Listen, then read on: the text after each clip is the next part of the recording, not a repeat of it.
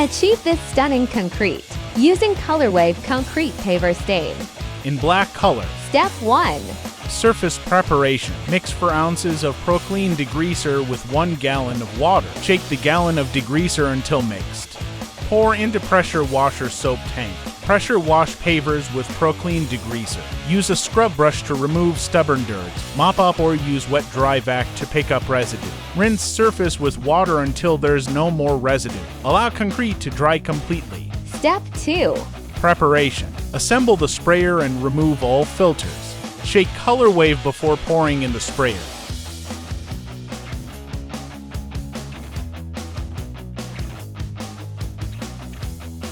Step 3. Application. Spray to coats in circular motions with overlaps. Shake the sprayer from side to side often.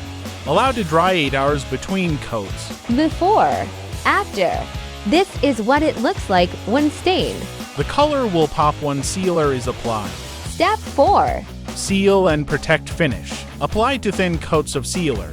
Wait 8 to 12 hours between coats. Stained. Sealed. Wow, look at that color!